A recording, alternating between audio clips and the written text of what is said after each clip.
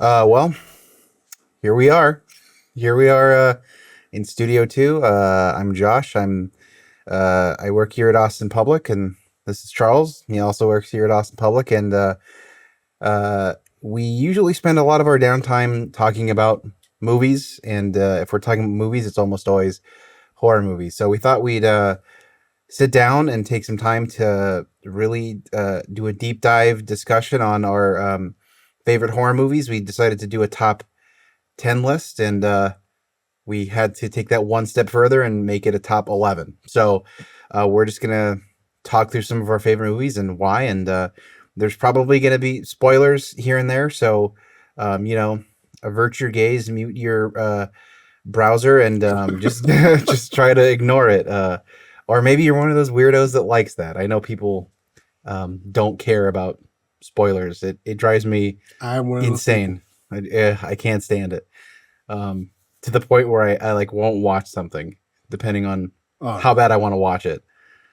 I don't care about spoilers. I do. I can't stand it. But do you want to go first? Just hit me with what's in your top 11, Charles? Sure.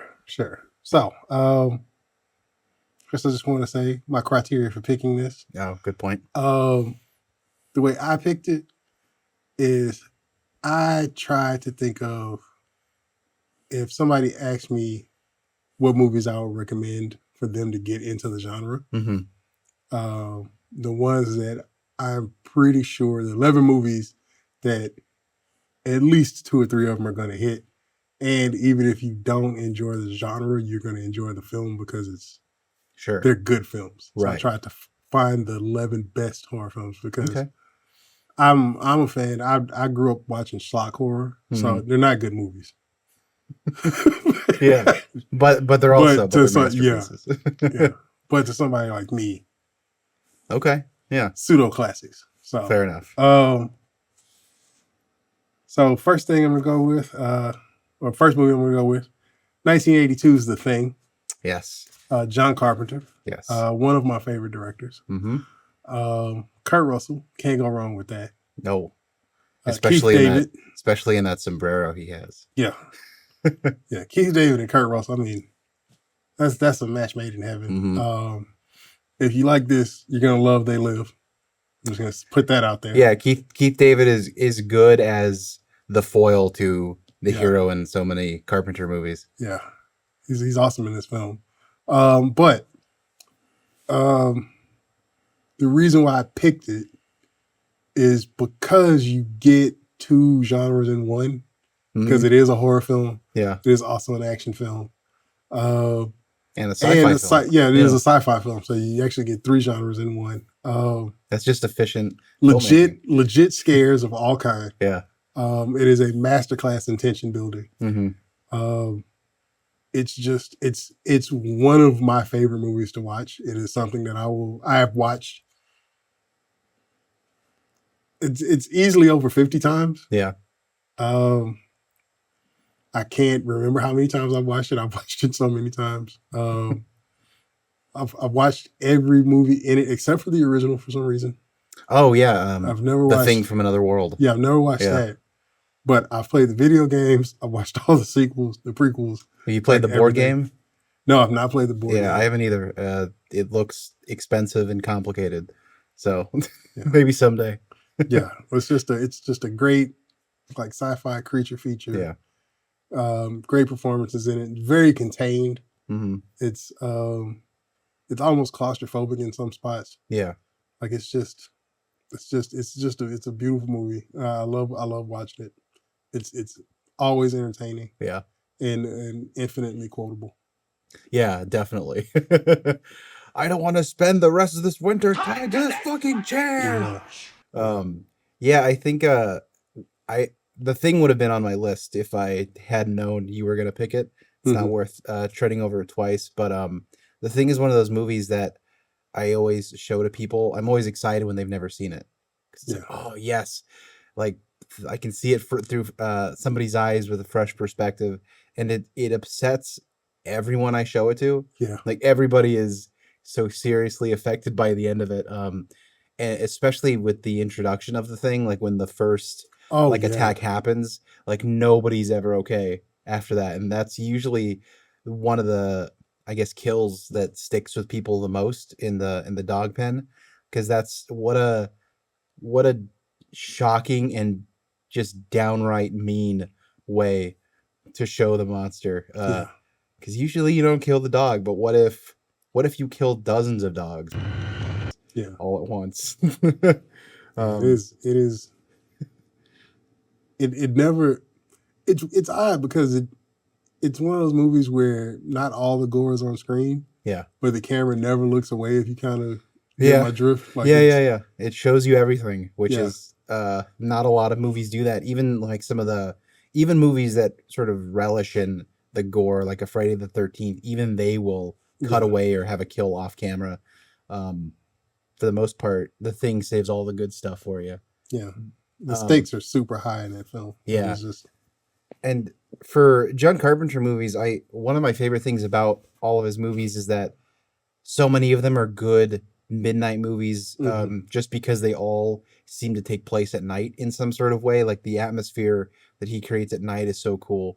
But then in this case, it's in the Arctic, and the atmosphere of being snowbound in effect in that facility is so good. I just love the way he shoots light, if that makes sense, like the way the light is like coming in through the lens, and it's just so atmospheric, and yeah, it's good. And do we want to get into the ending of that film? How there's theories about the Yeah. true ending of that movie. Well, if you play the video game to Uh-huh. completion, Yeah. uh, they actually do Oh, do they? like kind of settle it. Now, I only played through it once Uh-huh. because it is a very long game Yeah. and it's very hard to beat. But they say if you play through it and you make different choices, you get Yeah. a different ending. Oh, cool. But it does show like who actually was the thing at the end of Oh. the game. Well, so I mean, in a world where everything is, you have to consider everything is canon or not canon. I imagine that game, like, that's considered part of the story. You Yeah. know what I Oh mean? no, it is Okay. 100% like canon Did to the John story. Carpenter have anything to do with that? I don't I mean, know. outside of like I mean, yeah, licensing it. Yeah. he licensed it to him, but I'm pretty sure they had it as canon Yeah. because they kind of used the thing of another team like Yeah. going up there to find out what happened to him. Yeah. So you go up there and you Okay. find out what happened to him. That's cool. It's, Well, you think that well, now that John Carpenter is just an old man that gets high and plays video games, like that would be a cool thing to remaster. Because what was that for the PS2? yes, Probably. I think it was Yeah. PS2. Okay. Pretty sure it was PS2. Yeah, it's weird that it doesn't get more like love because it was such a good game. Yeah. Um, I think that was just. it's kind of what Resident Evil 1 was supposed to be. Oh, sure. Okay. I feel really like a love it. lot of movie tie-in games, especially horror movie tie-in games, get a lot of. Well, at least this was my perspective when I was younger. When those kind of games would come out, it's like, like it couldn't be that good, right? Because you're so used to, Disney and any sort of movie tie-in game where it's like it exists, like it's fine, but Well, it's not good. You know what's funny though? Huh. Is during the time that came out, actually movie tie-in games were actually pretty good. Okay. They had like a good 5-year run because you had The Thing, you had episode 1, the pod racing game. That one was good. Yeah. Yeah, they actually had several and they episode one had games. Escape from Butcher Bay, which is part of the Riddick series, Oh. part of the Perfect Dark series. Oh, right. So you actually see how he gets his eyes and like the prison that he was in. Mhm. And that was actually supposed to be pretty good. I never got to play that because I wasn't an Xbox guy. Okay. But the movie tie-in games actually had like a nice little run of legit good games. Yeah, based on what you've told me about the Riddick games, it sounds like the plot was like the plot is integral like to the movies. Like you have to have played the game to like get the full story. Mhm. So I guess I'm into that, like intentional storytelling instead of just like a cash grab. Yeah, they actually did some interesting things back then. Because you had games that weren't retellings of the movies; they were an expansion to the story. Yeah. Or magnifying what the story was, because you only got to see one pod racing scene, but in the game you actually got to like it was a legit. You got to play, and it was all of actually them. had really good racing mechanics and stuff. Mm-hmm. or like was it Buffy season 8? It was a comic book. Oh yeah. And that was really good. Mhm. Like you had Frey, which was an expansion on that story of like Slayers in the future. Yeah. So they were doing some really interesting things. Like Yeah. it wasn't. I mean, everything commercial was kind of a cash grab, but Right. At least they they tried. actually made good Yeah. art at the time. I feel like that's the case always, or usually always with like Lucas Arts games. Mhm. They usually try, and I've recently just, I guess, coincidentally saw gameplay of the PS2 Buffy game, and it looks like a game that I missed out on, and I'm sad. It looks fun, but yeah, okay. What would you say is your favorite kill in this, or favorite thing moment in this one? I mean, for the filmmaking, for the tension, it's probably the blood test, because the blood test is just a great Oh scene. yeah. Blood test is a That's great a good scene. one. My favorite kill is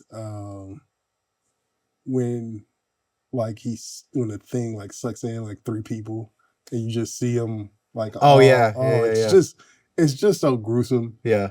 and like it's a very moist film in a very cold environment. Very squelchy. Yeah, Yeah. it's just it looks disgusting it's on gross. screen in the best way. Yeah. Yeah, Like, we're not. I guess we are kind of weirdos. Those are the best moments in the film. Like, yeah, obviously, like, the kills are great not because someone is getting murdered, but usually the effort to depict that on screen is just so outrageous there's and a cool. legit art to it. Yeah, exactly. I mean, that's what got me into horror movies in general was, well, I'll get into that in a moment, but like the kill, right? Mhm. And like everything that goes into it.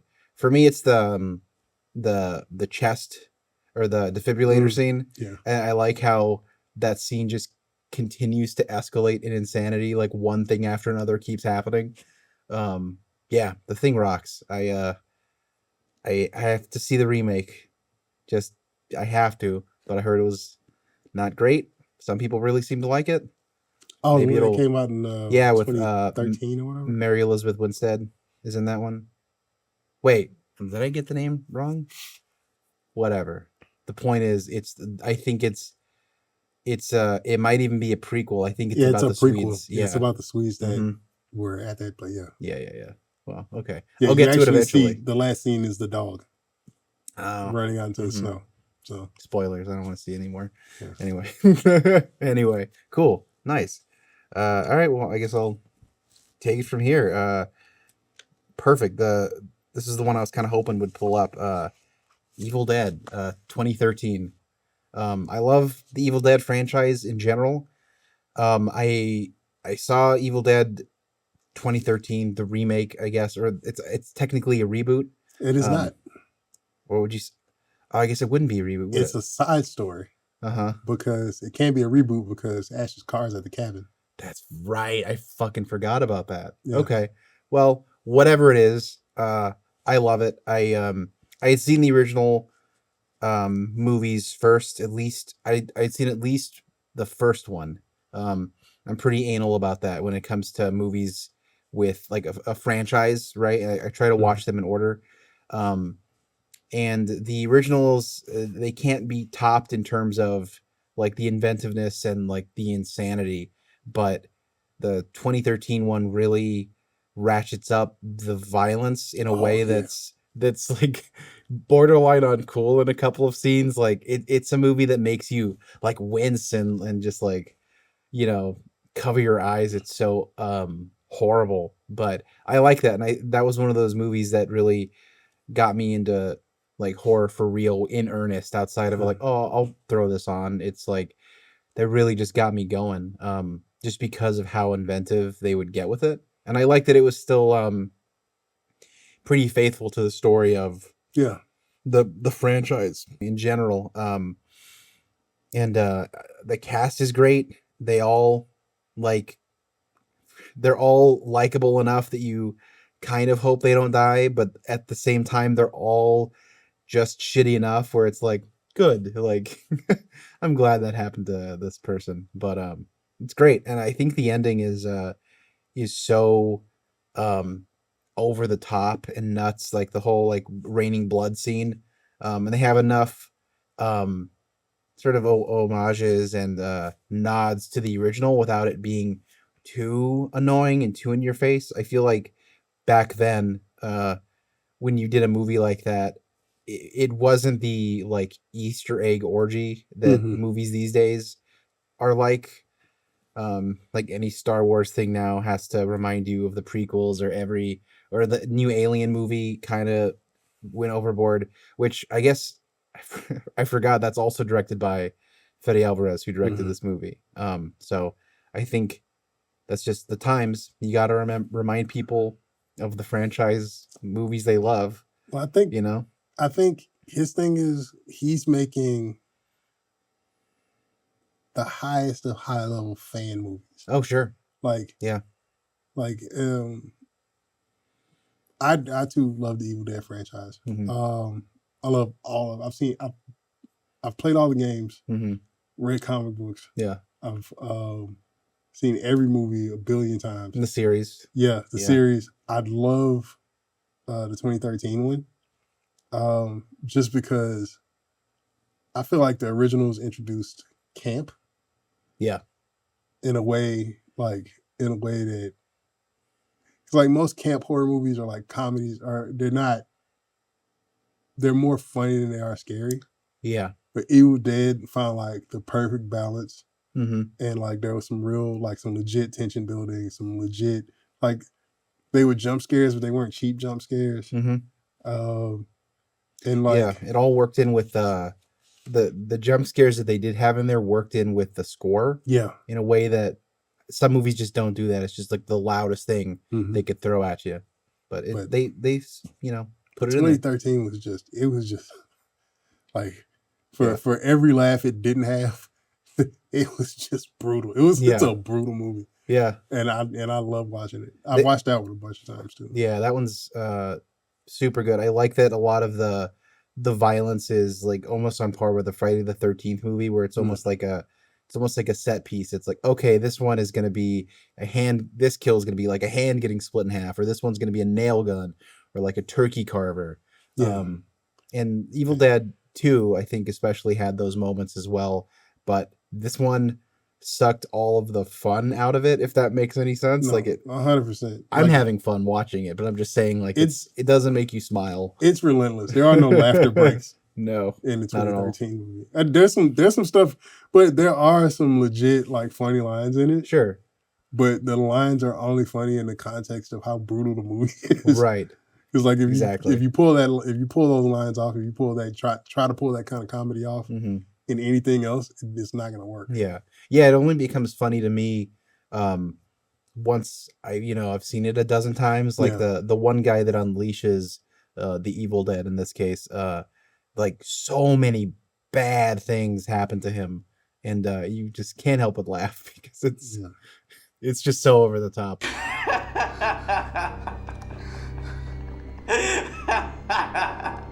But yeah, 2013's I think the one I rewatched the most out of all of them. Okay.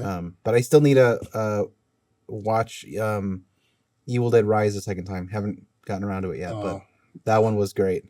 Yeah, I love that one. I've recently rewatched that one. Oh, yeah? Yeah, Does it hold up? Oh, 100%. Okay, cool. I'm looking forward to doing that. 100%. But yeah. What do you got? All right. So next, I'm going to go with a recent movie, recent-ish. 2016's Train to Busan. Yes. Yeah, I rewatched that recently because you sing its praises so high. I don't really say that there's perfect movies in the world. Train to Busan is a perfect movie. Yeah. It takes you through every emotion, the entire spectrum. Yeah. It's a roller coaster. I've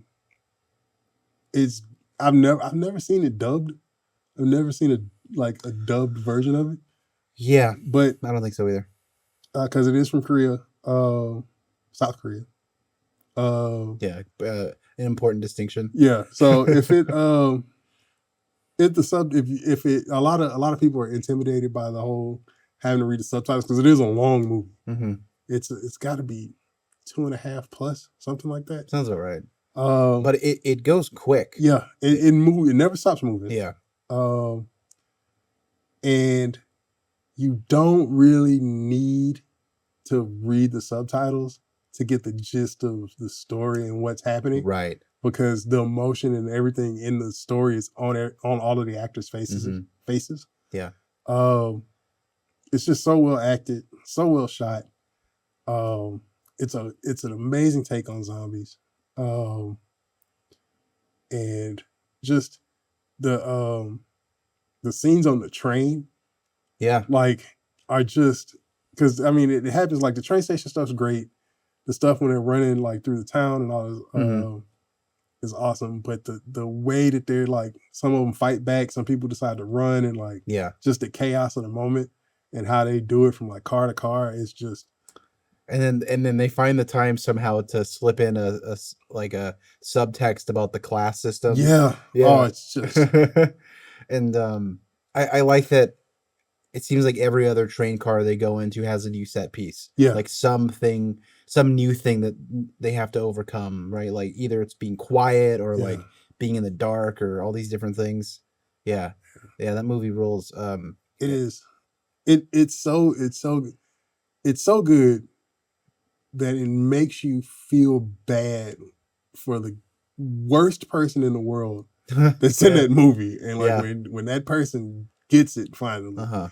like normally you're like, oh, I'm so glad they give you like cannon fodder Sure. in pretty much every horror movie, like a Mhm. guy that you're just like, I want to see that guy get the gruesome death. Yeah. And when that guy dies, you feel bad for him. Like, Yeah. it is such an emotional roller coaster. The It ending, Yeah, I like, tear up every time I see it. yeah, And it's a super sad ending, but it's an ending that also has a little bit of hope too, yeah, which I feel like a lot of zombie movies don't. It's just this sort of like, well, shit sucks forever now, I guess, you yeah. know? It's and the funny thing is that it is part of a trilogy. So the first one's an animated movie called Soul Station. Yeah. The follow up is actually an action movie called Peninsula. Yeah. So it's a heist movie. It is, if anybody's seen what's that dude's name that did 300? Zack Snyder. Okay. Yeah. Zack Snyder's Land of the Dead. Mhm. Um, Peninsula is a better version of that. Okay. Like it's a far superior version Yeah. of it. But it's the exact same plot. I'm pretty sure he ripped it off from Peninsula. Yeah, that wouldn't surprise me. I love seeing um I guess, or rewatching movies or realizing that so many American movies are just ripping off Yeah. the stuff from the East, like anime or just movies that exist in Eastern markets like Korea and stuff like that. It's like, what if we just took that? Yeah, they were gonna make an American version of Train to Busan, and Oh everybody was just yeah. like, no. Yeah, I'm glad we put our foot down about that. There's just There's no no need. reason. Yeah. There's absolutely no need. If you can't relate to the people in Train to Busan, you're not a human being. Yeah. Well, it's a horror movie that, despite just the ratcheted up chaos, despite everything that's happening, they still find time and they find a way to still be human. Yeah. Cause yeah, because I don't know. I feel like when I'm watching something like Friday the 13th, I'm not experiencing human emotions. It's more of a like a reptile response. But in Train to Busan, you feel bad and Mm-hmm. or I don't know. It really it just grips into you tight when it's something you can relate to. So yeah, Yeah. It's that's good eating. That's high art. yeah. Yeah, it is. That's what I always tell people. It is horror as art. Mhm. It's a horror art film. Yeah. And it's an excellent one. I've not ever recommended Train to somebody and they come back to me and be like, that sucked. Or I didn't find Yeah. some, You like, shouldn't trust that person. even people who do not like horror, they Mhm. do not, and it is there are some gruesome parts to it. Yeah. There are some gruesome parts. There are legit scares. There's the whole thing is tension. Yeah. Like, the humanity that comes out of it, the humor that comes out of it, like all of it that comes out of it is all like surrounded by this tension bubble that you just waiting for it to pop and waiting for it to pop, and Yeah. They string it out, but they string it out in the best way, and then the movie never stops. It never slows down. Mm-hmm. It's just it's probably the best horror movie that's ever been made. That's a bold statement, but I'd have a hard time arguing that. Like, and I mean, as a movie, I don't mean sure, like as a film. Yeah. Because then some movies, I'm thinking like of an A24 movie, right, where they try to go too hard into art instead of just and they forget to make it scary. Yeah, exactly. Yeah. Like It Comes at Night. Can we just have a separate recording where it's just dunking on movies we hate for an hour straight? Because I could just get in a loop and just start screaming. Yeah, there's about that movie. But the worst part about that movie is that there's nothing to even fucking talk about. I know. Like nothing happens. You can't even argue. You can't even get mad. Like, you're getting me on zipped about It Comes at Night. But oh no, you know how I feel about that movie. Yeah. So I've never walked out of a theater. That is the only movie where I seriously like contemplated it. Yeah. But because I was so sure that something was going to happen at night, something was going to come. I stayed. Yeah. And then when nothing happened, I lost my shit in that theater. Yeah. Fucking riot. Yeah, there's been a couple of movies I should have walked out on, but I guess I just don't have enough self-respect. Yeah.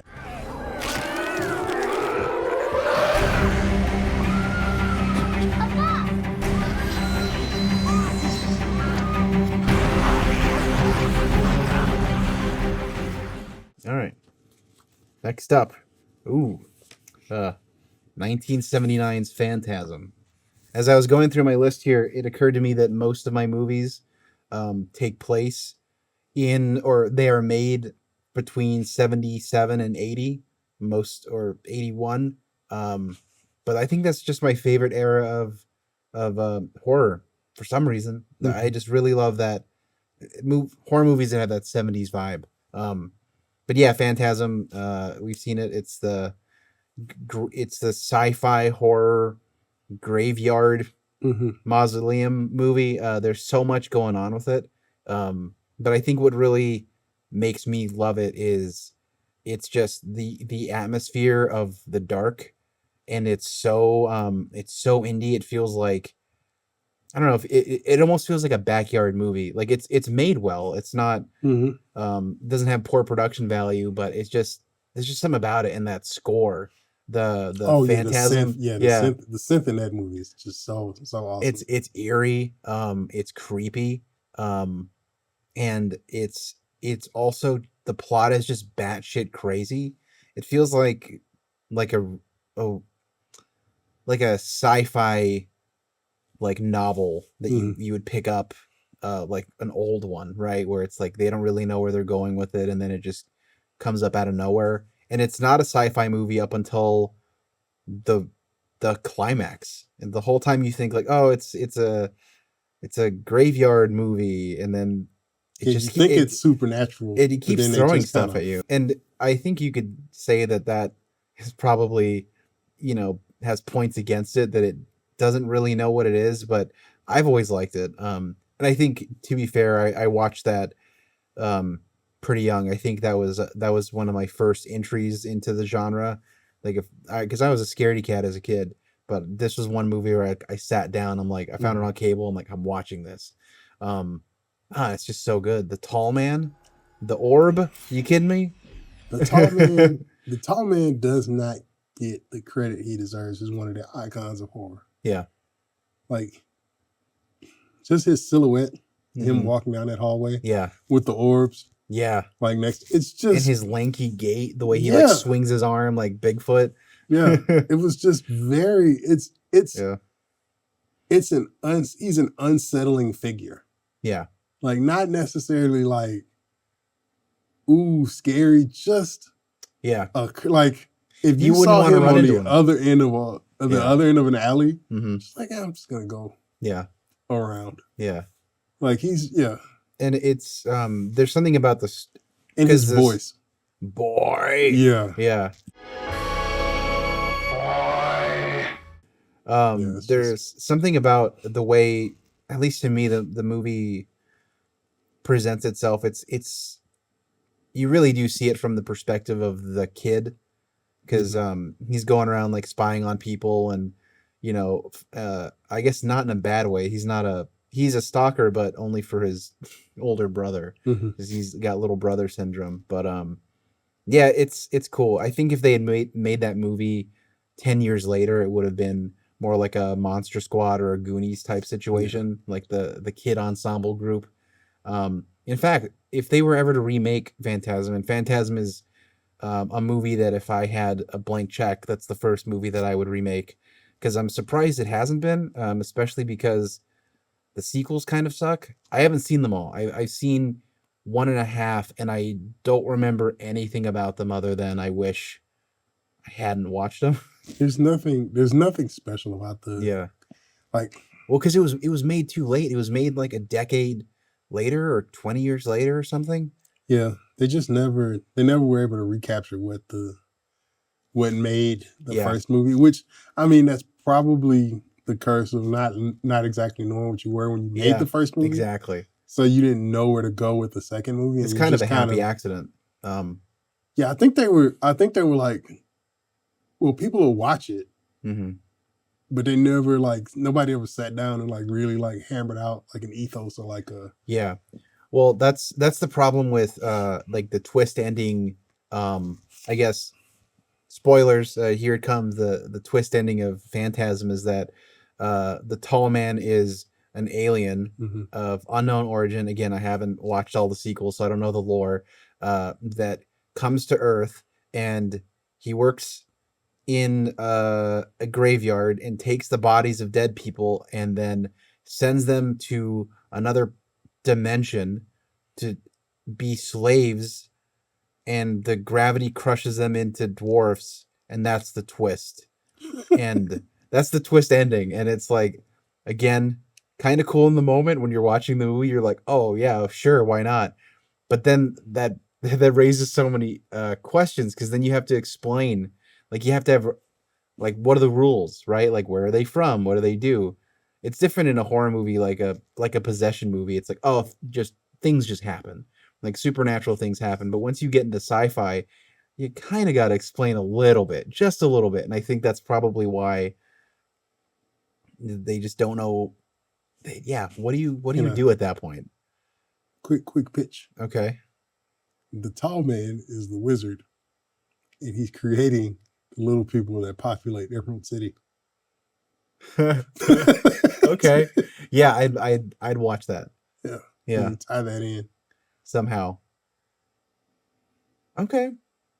Yeah, you could convince me if I were a coked out movie exec and you caught me in the right Oh, elevator. dude, I'd be like, okay, let's greenlight the second it. the second movie Yeah. with Phantasm, and say like, you're I don't know, you gotta I can't even remember the protagonist's name in that movie. We had the two shotguns that were like strapped together. That was the Yeah. other thing that was cool, Huh. is that these dudes would be like using homemade weapons to go and fight the tall man. It was Oh crazy. yeah. Oh, the kid was so resourceful, like when he put the shotgun shell on Yeah, the hammer. That was cool. And that's a movie that I think, especially when you watch it younger, it's cool to see somebody younger be the hero of the movie. He's the most resourceful. He's doing all of these things you wish you could do at that age, like drive a car, shoot a yeah. shotgun, do all of It is these the super perfect. adult It is the things. perfect entry for teens into like young teens into like adult Hmm. horror. Yeah. It is the Yeah. perfect entry for that, because you kind of do see yourself in the film, Hmm. in the first one at least. In the second one's Yeah. the follow ups. Yeah. I think it was a lucky, happy accident that they came out with what they did, and then 10 years later they tried to recapture that, and they Hmm. just couldn't, because then, not to dwell on it too long, but it came out in an era of heavy hitter franchises like Friday the 13th and Yeah, Nightmare on Elm Street. Like, they tried to make the tall man into what he should have been, but that he just couldn't. I think that's probably why nobody remembers the tall man yeah. except for the weirdos. So yeah, Phantasm. Go see it.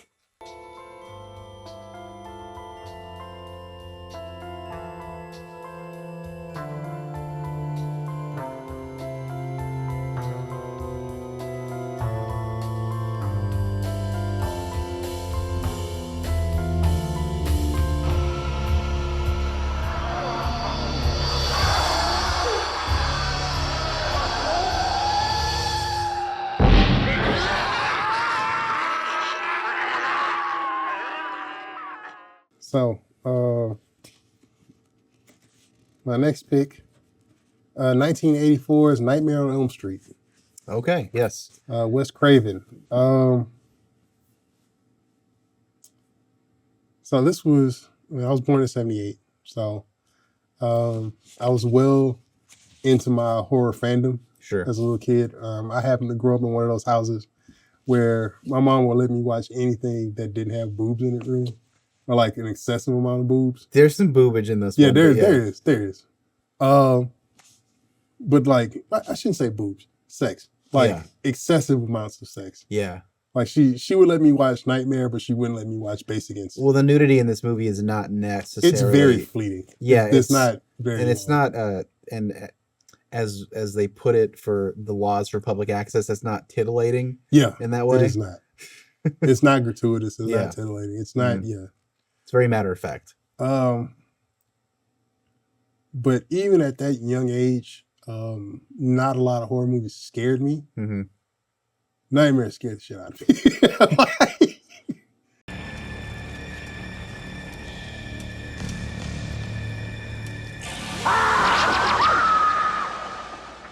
Yeah. Like I can imagine the scene where he rips his face off. Oh yeah, dude, it was one of the scariest things. Like a friend of mine, he actually had like the movie poster over his bed, and this was years later. This was like 80, 86, 88, somewhere in there. Yeah. Right. And he had the poster where Freddy's like leaning out. So the poster is like wall colored. Yeah. But it's him pressing against it, looking like he's coming out of the like wall. The scene. Okay. That's cool. Yeah. He had that. And it freaked me out every time I went to his house. I was like, dude, you sleep in here with that? Yeah. I wouldn't want to sleep in that bed. Yeah. It was, I mean, the filmmaking is great. There's really only one scene in it that doesn't hold up. And it didn't really work at the time when he's like walking down and his arm stretches. That's one of my favorite parts. It is so goofy. It's just, I love that. It's one of the parts where you just like see it and you're like, why would you put this in? Yeah. But outside of that, it was also the last time Freddy was actually scary. Sure. The first and last time. Yeah. Because he becomes like an iconic horror character that's not really scary anymore. He's funny. Yeah. Like people would watch the movies to hear Freddy one-liners as he like slaughters a bunch of teenagers. Right. Yeah. As franchises go, it's hit or miss like every other well, except for like Evil Dead. Evil Dead's not really hit or miss. I don't think they've missed. No. With any of their subsequent follow-ups. And even the misses in the Nightmare franchise are still entertaining. Right. But none of them are a better movie than one, although New Nightmare is close. Yeah, New Nightmare is cool, but you have to have watched the first one. That's kind of required viewing. Yeah. Yeah. Yeah, it's just excellent movie making. John Saxon, who I'm also a martial arts movie buff. Yeah. John Saxon plays a major role in Bruce Lee's like big film, Enter the Dragon. Oh, so I was super happy about the that. dad, right? Yeah. Yeah. Yeah, the sheriff. Oh, he's so good in that movie. Yeah. There's just so many like things. I mean, it's Johnny Depp's first like major role. Yes, and the most memorable death in that movie by far. So good. Then movie is so bloody, and it's so like they didn't romanticize high school either, which is something that is very rare in like teen horrors now. Yeah. Because the whole thing's like it's usually like, you know, some big stupid party that nobody in high school ever like actually throws. Yeah. Or like goes to or whatever. So, it was very like low key. Yeah, well they go home and they do their homework and they get grounded. Yeah, they were actual high school students. Unlike in part 2 with that horrible pool scene. Oh God.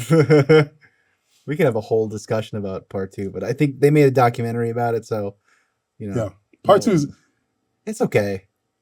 It's got good moments, but for me what kills it is they forget their own rules and they start breaking them. Yeah. Which that I can never forgive that kind of stuff. Yeah, but part two, certain communities, iconic film. Sure.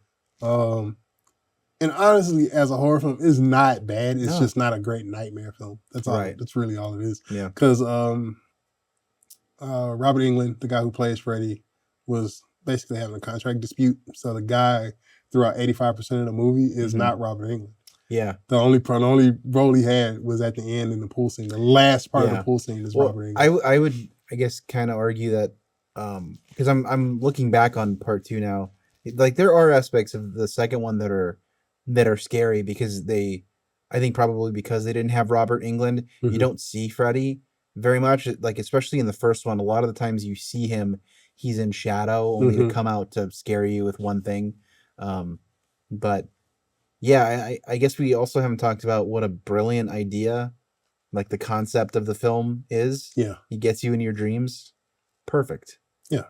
It's an excellent thing. I mean, the song is iconic. Like it's just I love that drunk mom. The drunk she's mom so good. Yeah, is my favorite part. She's so good. The first time I saw it, I didn't necessarily see the humor in it, but every rewatch, she's just I haven't seen her in anything else that I can think of, but she's so over the top, and I love that scene, especially when they go to the sleep scientist thing, and they're like, she's there with her cigarette in the hospital, like, what are dreams, doctor? What the hell are dreams anyway? Mysteries, incredible body hocus pocus. The truth is, we still don't know what they are or where they come from. Hey, look. If you're older from that, if you're from that time, it's very like the first plane ride I took, they still had. You can still smoke on a plane. That's true. But yeah, it's all that oxygen waiting to get blown up. Yeah, it's great. And the other thing is as the story gets revealed, it explains why all of these people are so flawed and why everybody's so messed up in this one. It makes sense. Yeah, it's excellent. The way the story fleshes out over the franchise is actually pretty good. Yeah. Yeah, I can't sing its praises enough other than that one scene. Yeah. And all of the effects are so cool. Just everything about it. It holds up. Yeah, definitely. I think that's one of the perfect entry points for I'd say most people to get into horror in general. You know what I mean? You just get the whole genre in that movie. And it's not overly long. Yeah, although movies back then weren't like super long like they are now. Definitely doesn't overstay its welcome. Maybe as a franchise, great ending. Oh yeah, but they redeemed themselves with New Nightmare. So when you say ending, do you mean great ending or do you mean great? Well, great last scene. Okay, great final scene. Okay. Because there's two endings to that movie, so I want to be clear. You're talking about the car scene. Yeah, that was good. I liked that it left it sort of ambiguous, but then we do know that it was okay. Spoilers. Okay, so we know that she lives to part 3. So did any of that happen with the car, or is that just? I guess it doesn't matter because they didn't know they were going to make a sequel. No, because it's like this twist ending where it's implied that they die, especially the mom. I guess they don't ever talk about that in part 3. I'm trying to remember if the mom was still alive in part 3. Yeah, that's my question. Because I feel like John Saxon was still alive. I think she talks to her dad in the third movie. Yeah, but he wasn't in the car. Yeah. No, well, yeah, the mom got dragged through the window or whatever. And they all got in the Freddy car and drove away. Yeah. Yeah. That is interesting. Maybe I have to go back and look at 3 again. Maybe the wiki has it. So yeah. Well, yeah. If you want to watch the entire franchise, all of them have their redeeming points. Some are less scary than others. Yeah. Some are less funny than others. The only one that I would say is super bad is 6 because it's just so poorly What's the subtitle for that one? What's it called? Freddy's Dead. Yeah. And it had the one with the 3D. It is just. Oh, I forgot about that. Yeah. And like, it was the height of Nintendo, so he has the power glove and they do the whole thing. Yeah. Yeah, it's it's not Mm. good, but it does have Yaphet Kotto in it, so Yes, that's actually a huge plus. So, So yeah, watch the first one, watch the third one, and then watch The the Nightmare. what is that? Is that That's 7. The Seven. 7th one. yes? Watch the seventh one. Yeah, 4, 5, and 6. 4 has some good kills in it. Mm-hmm. Just not a great story. Uh, Although the story, it tells you about Freddy's mom. yeah, the Dream Child. Yes, I like the Dream Child. Dream Child's not bad. Yeah. And then I want to say 5 is where you get to see Alice Cooper play Freddy's father, so you get to see Freddy as a kid. Yeah. I like. So like I said, there's some Yeah. some entertainment to be had in the other films. They're just not great. That's my favorite period of '80s horror movies, where Alice Cooper just kept popping up in them. Yeah. Like he did the one song for Friday the 13th Part 6, the Teenage Frankenstein song. Or wait, is that the name of it? Whatever. Oh, doesn't matter. But he did a song for that one. You know what we got to do? Huh? Unique artists who did songs for like horror soundtracks.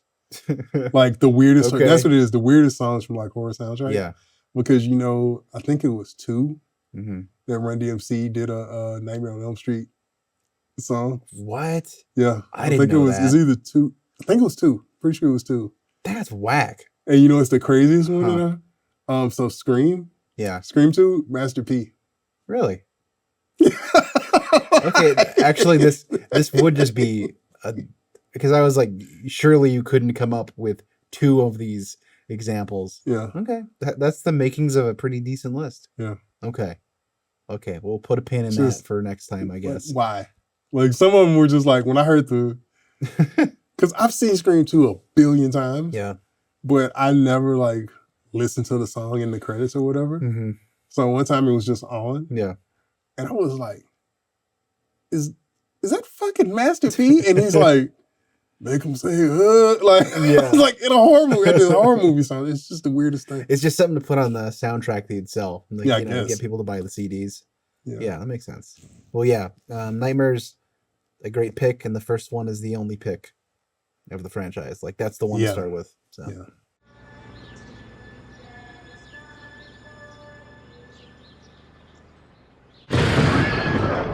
Next one, Dawn of the Dead, 1978.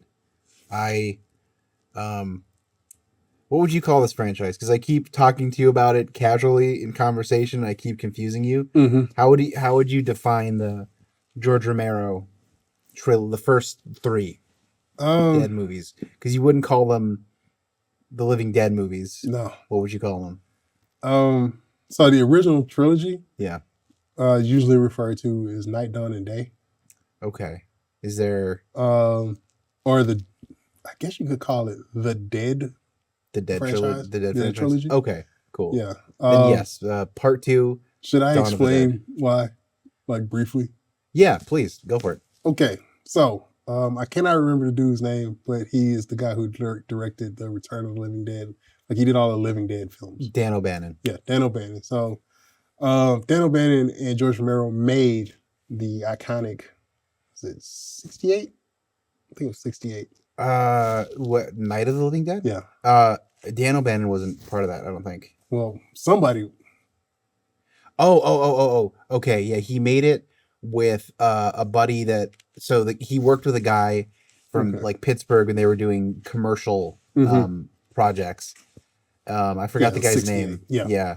But the guy that George Romero was working with, one of his jobs was to copyright the film.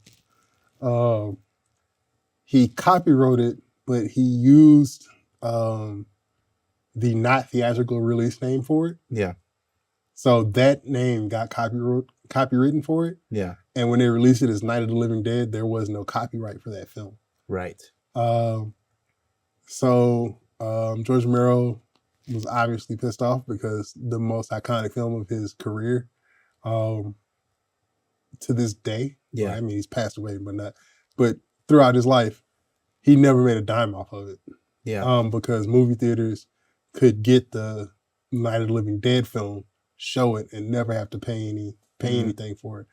To this day, it's still public domain, That's so why we play anybody on the can channels. show. Yeah. If you watch Austin Public, you will see it get played. on a fairly regular basis.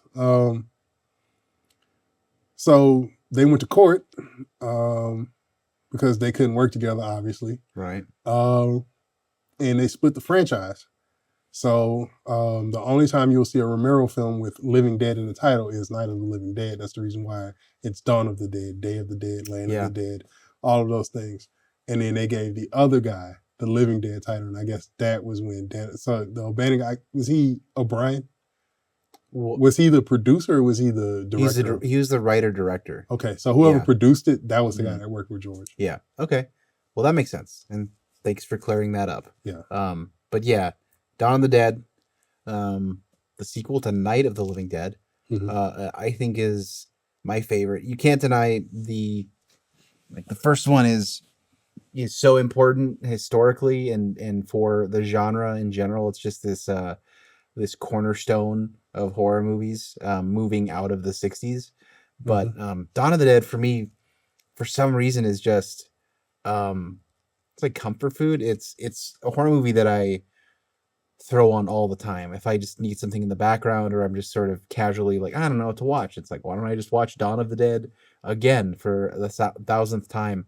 But one of the things that draws me to it the most is George Romero's depiction of chaos and like people reacting to chaos. Because the first part of that movie is my favorite, where everybody is sort of reacting to the zombie outbreak or the Living Dead outbreak, because I don't think they call them zombies No. in that. Yeah. I don't And then think that's a so. whole other discussion. Like we could do a whole video on that, because then the Italian zombie movies by Fulci go by like Zombie 1, Zombie 2, Zombie 3. Anyway, more on that later. But yeah, I just love the chaos and the special effects. Tom Savini is in that, or does special effects for that. He did special effects for Friday the 13th, and then he eventually went on to do the remake of Night of the Living Dead. Yeah. He also did Dust Till Dawn. Yep, that's true. And The Burning, the list goes on. It's he did A well accomplished man. yeah, he's the best. The best of the best. And this movie is just so gross and gory, and I just love that it all takes place in the mall. Yeah. The whole thing is in that big shopping mall. And they have a little bit of commentary about, like, oh, this is Consumerism. And yeah, exactly. Like it was George poking fun at like the mindless consumerism Yeah. that he saw that he didn't necessarily like. He was George was a pretty forward thinking guy. Sure. Yeah. Even though he made movies about people shambling around eating brains. Shambling. Yeah.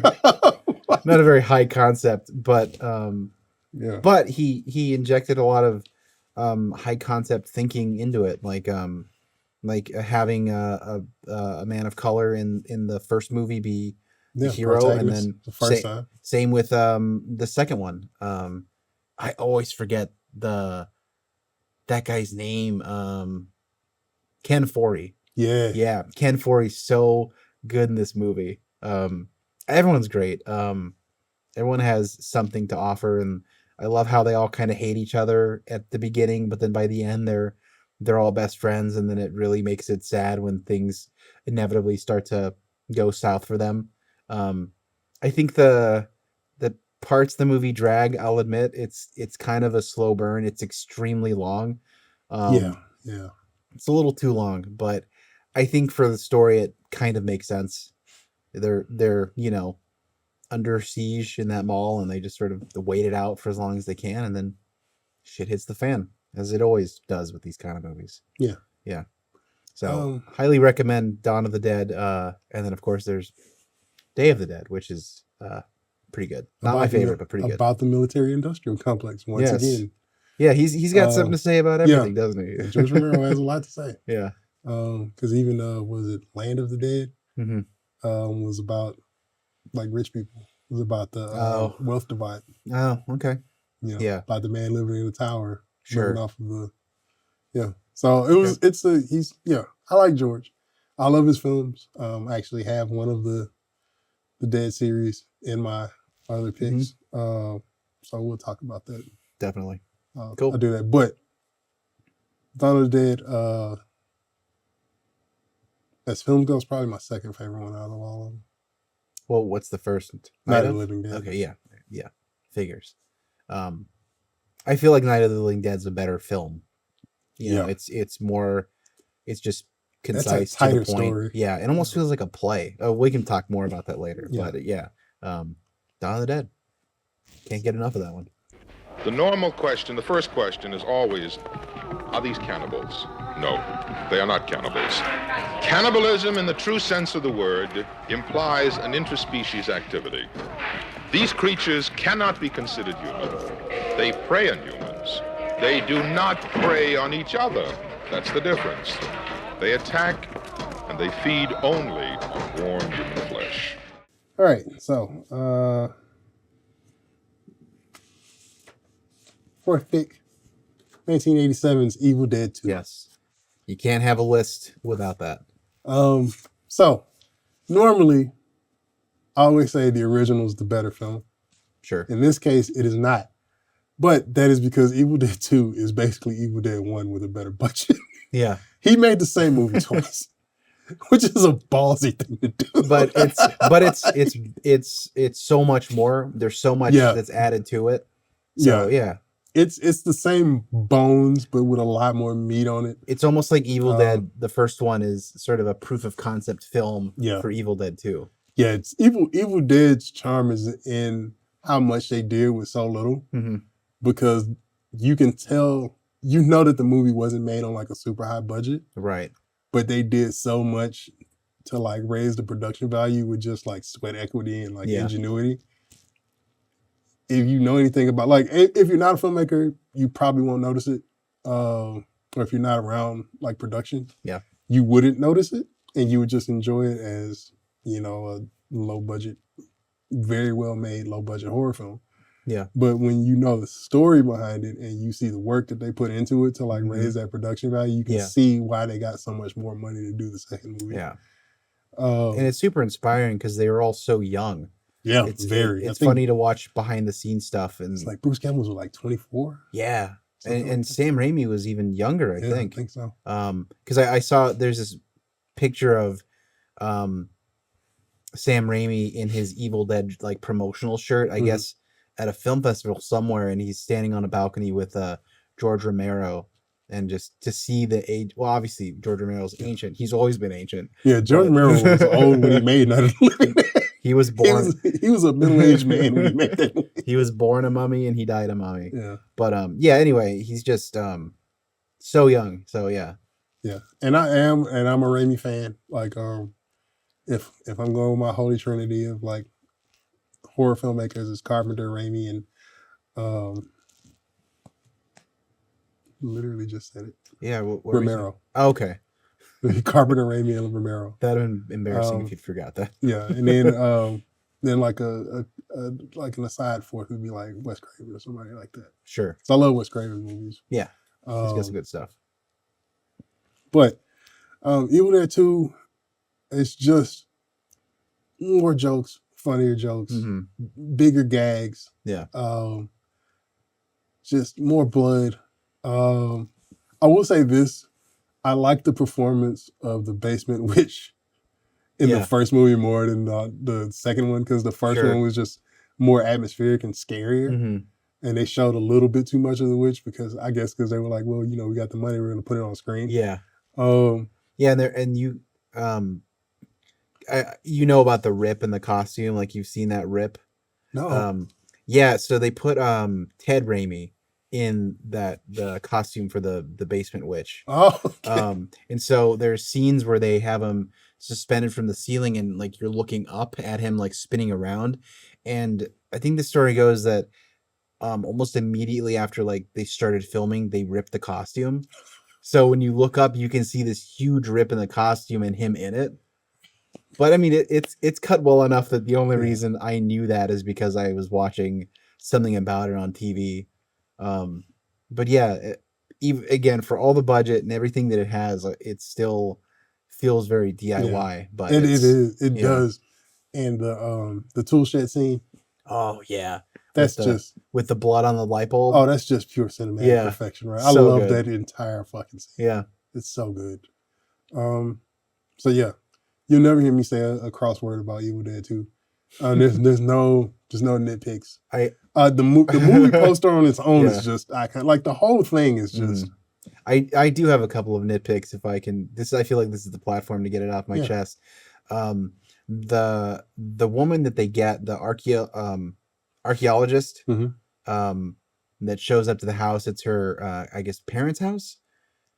Her scream is so ear piercing, but in a way that I can't handle.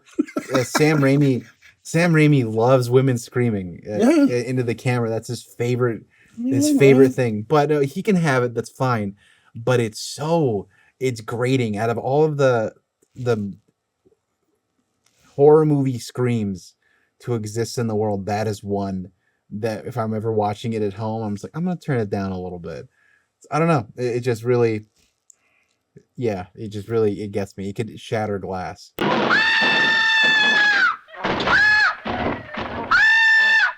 That's my one big nitpick. I had another one, but I forgot it, and that's probably for the best. It's the worst. They should have gone in post and covered up her screen. Just muted it. Somebody else. No, anybody else. She's a good actress. Like, I got nothing against her, but it's all right. Next time you watch it, do you? I will pay attention to it. Okay, yeah. I've never paid attention to it, but I hope I didn't ruin it for you. But yeah, no. It's my least favorite part when she starts screaming. There's literally nothing that can ruin that movie. I do like the addition of new characters that aren't young people that went out to a cabin. Like you have Bobby Joe and then the dude, the hillbilly guy. They're fun. I mean there was some different dynamics. Yeah, but it's essentially it's Evil Dead 2 is just it's Evil Dead 1 cranked up to 11. Yeah, just the most batshit crazy things constantly happening, and it's also really funny. Yes, all the way through. And what an ending! The first time I saw that ending, I could not believe. I was like, "This is where we're going with it now." No, I love the fact that they just embraced the batshit craziness. They were like, "Dude, they gave us money after the first one." Yeah. Where are they going? Yeah, and I kind of like. I almost get the feeling that when they made part 2, they didn't take it for granted. They're like, "Hey, we might not ever get a sequel to this. Let's just make it as crazy as possible." Yeah. But then again, with the ending the way it does, it demands a sequel. Like you have to know what happens to him at the end of that movie. Oh, at least to one of them. If you've never seen the third in the franchise, Army of Darkness. Yeah. Do yourself a favor. Our Army of Darkness is one that doesn't hold up for me, unfortunately. I still love. It's okay. Like I'll watch it, but it gets a little too corny. It gets a little tedious. Yeah, but it's them because you could tell they were fans of like the old school Clash of the Titans and shit. And it just like there's Clash of the Titans references. There's Three Stooges references. Like. Yeah, but I mean, there's Three Stooges references even in Evil Dead 2. Yeah. Yes, there is. But if you're of that generation, and you're of that mind, which I guess I am because I'm like just under those guys' ages, like 10 years younger than those guys. Yeah. You just kind of like it's nostalgic for me. It might not. It probably doesn't have the same effect. Yeah, it doesn't hit the same. But no, it's great. And if you get a chance, watch the series. Yeah, the series is good. Ash versus Evil Dead. I haven't seen season 2. I know. I got bummed out when I realized they canceled it. Yeah. So I just kind of fell off. It's worth the watch. I was watching that on the clock at one of my old jobs, and I just kind of ran out of luck with that one. But anyway, Evil Dead 2 is a masterpiece. All right. Yeah. What do I got? Well, let me tell you what I got. Suspiria.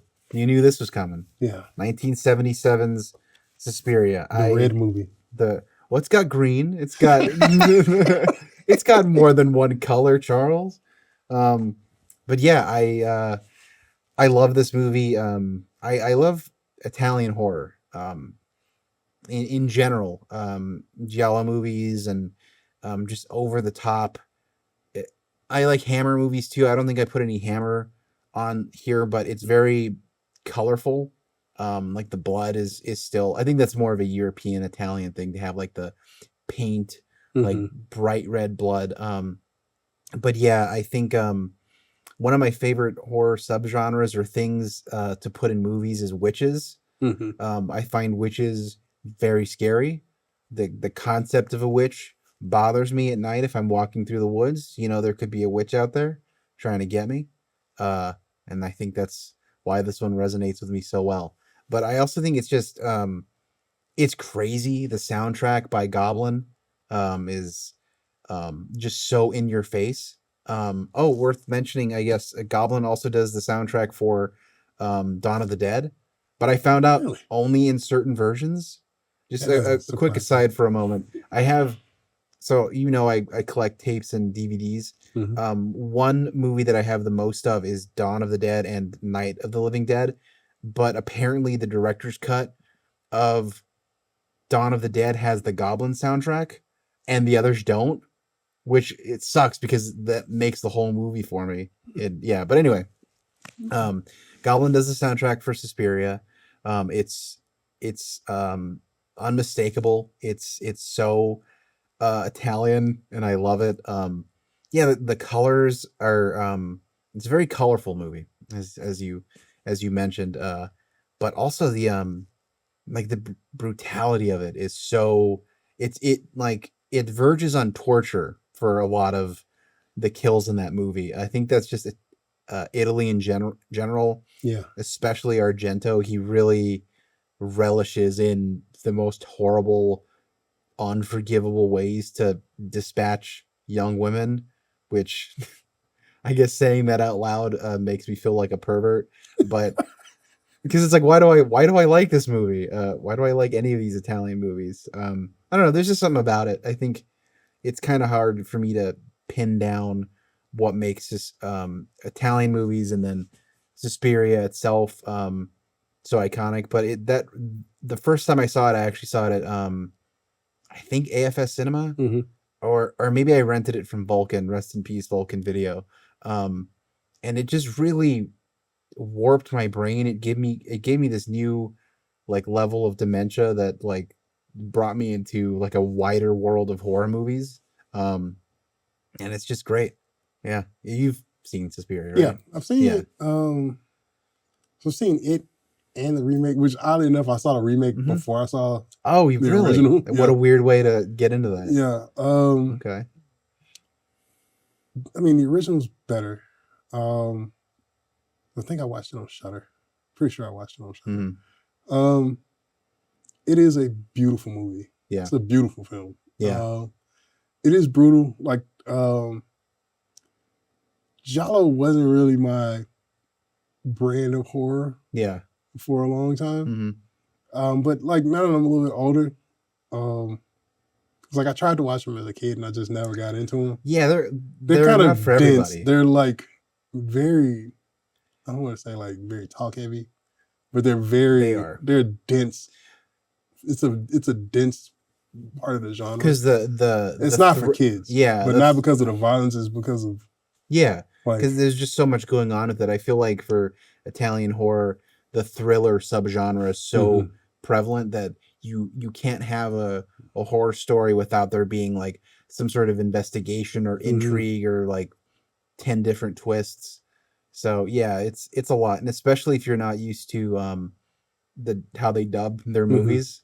I know that turns off a lot of people. They're like, "Whoa, this is gross. I don't like this," but it's part of the charm. But I mean, it's just, the guy in the trench coat. Yeah, the black gloves. Yeah, the black gloves. The like how they always like hold the blade so that you see that little shine off. It's just. And I guess that's kind of cool about this movie is that it has giallo elements, but it's not necessarily a giallo film because it's not a black glove killer. It's a Coven of revenge Witches thing in a because they're all in that dance school or whatever. Yeah. The dance school is such a cool. That's the thing that throws you off is like that long ass dance sequence at the beginning of the fucking. What do you mean? What's that? Which Oh no. are you I'm thinking thinking about about the the remake? remake. Thinking about Yeah, the remake. the remake's okay. I liked the remake up until the very end of it, and with like the crazy like blood red camera, like the yeah. I don't even want to get into it, but it's a good remake. It Yeah. it only bums me out because people go see that before they see this one. But again, the Suspiria is not a movie that is for everybody, and I guess I never really prefaced my picks and why I picked them. You're going for movies that people can get into the genre and that everybody can appreciate. I am selfish and I picked movies that I like for myself. So this is one of them. That's a valid pick. Yeah, It's a valid reason. I love it, and I'll fight anyone who doesn't like it. But it's definitely a movie that I've shown people, and they're just like, "Can we do anything else?" And I'm like, "All right, like that's fine." I gotta go back and rewatch Suspiria. You can find it on. It rotates from free platform to free platform on what feels like a monthly basis, so you can find it anywhere. It's a good one. Yeah, I'm gonna go back and watch that. And Watch that if I again. can find it on, because I think I have it on DVD, I'll let you borrow it. It's a good one. Cool, yeah. What do you got? All right. 1973's The Exorcist. Is that 73? It's I always 73. forget because I knew it was the 70s, but that's very early 70s. So, Very bold of them. Maybe the boldest, one of the boldest horror movies ever. It still scares me. Yeah. Yeah.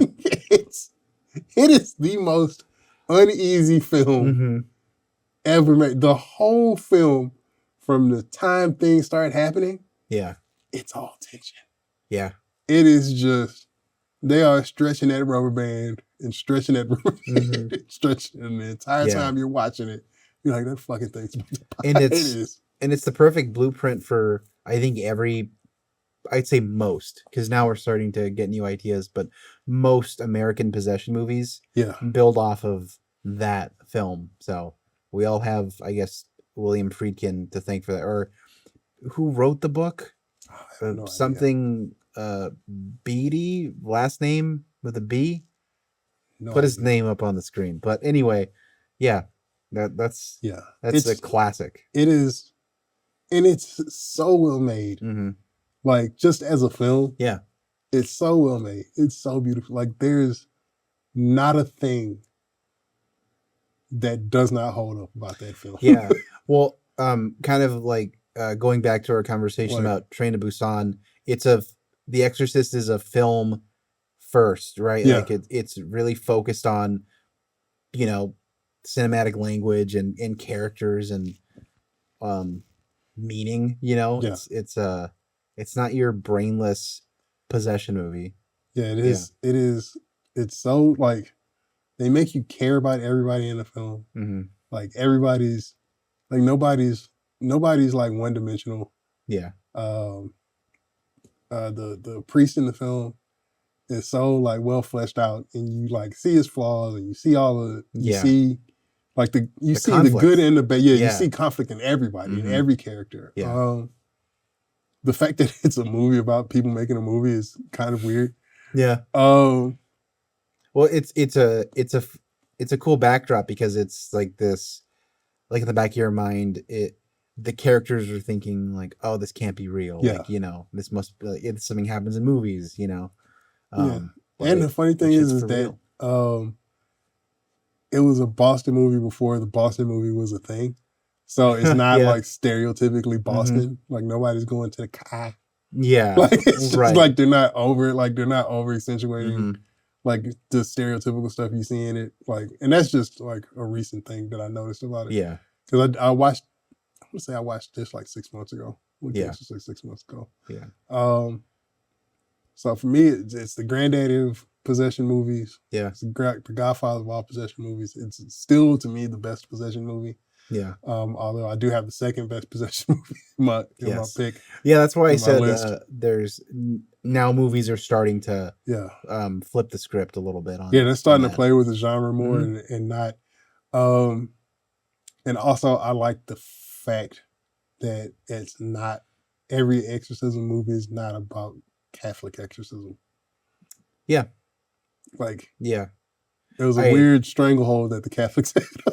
Well, exorcism that's actually my for a favorite. long time. My favorite type of exorcism movie Mhm. is ones where the church has to get involved. Yeah. I think that probably has something to do with me being raised Catholic for so many years.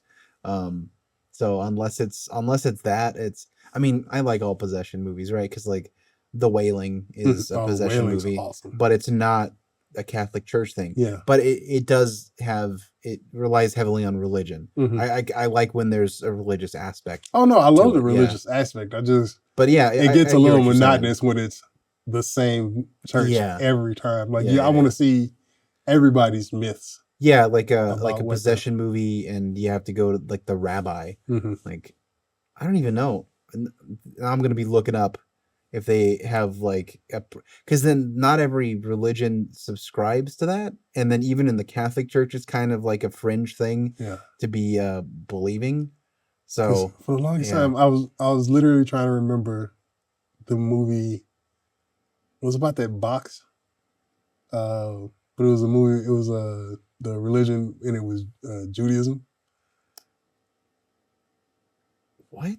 Yeah, it was about like a haunted box. It was like a. I'll think of it. It's gonna Yeah. come to me when we're Bloody not, bar like, mitzvah? Yeah, no, it wasn't that.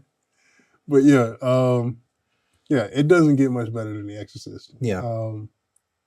Like just as a film, and like I said, it still scares me when I hear that music. It fucking Yeah. like makes the hair on the back of your neck stand up. Mhm. That's one that it's always on Halloween And the soundtracks, like yeah. CDs. It's creepy. And the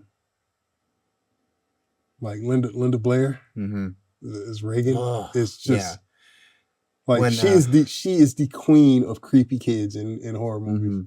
And the makeup effects, it's so good. Yeah, that's what I'm saying. It's unnerving. It's so simple. And the way they light it, it's just it's movie making at its best. I mean, since that came out in 73, and there's been, a billion horror movies and possession movies with like really good like creature effects with the faces and all that, but it's still nothing tops that in my opinion, just for how scary she looks. When I was a kid, way before I ever saw the movie, we had one of those, like Life magazine does like decades. And so we had one for the 70s, and I was always fascinated with the 70s, but they had pictures from The Exorcist in that book, and it scared the hell out of me just looking at the pictures of her when her head turns around. Ugh. I feel like that was the first movie where they did the backwards crawl down the stairs too. Oh yeah. Yeah, probably so. Yeah, it was. This is the first time I remember. It's the first movie I remember seeing it. Yeah. That movie's good when an entire generation has been traumatized by it. Multiple generations. Yeah. Well, I feel like nowadays I guess it depends on the viewer, right? But I feel like mostly we're desensitized as we go on. But I know multiple adults to this day, like parents of close friends, and even like my parents, they're just like, no, like I don't want to watch that. Like, because they watched as kids and it freaked them the hell out. Well, what's funny is I put it on at the house one time. This was a couple years ago. Yeah. And because Erica had never watched it. So I think both our daughters were still living with us at the time. So they came down to get something to eat. And they sat and they watched it. And then the dinner party scene came up. Yeah. They were like, nope. The one where she pees on the carpet. Yes. Yeah. Oh yeah, it's so tense. It's so unsettling. I'm getting goosebumps just thinking about it. The whole film is just okay. It's just unsettling. I think I'm going to watch that tonight. Actually, I think I'm gonna sit down with my girlfriend and be like, "Hey, you want to watch a movie with me?" Just throw on The Exorcist and be like, "All right, buckle up. Here we go." Yeah, that's a good one.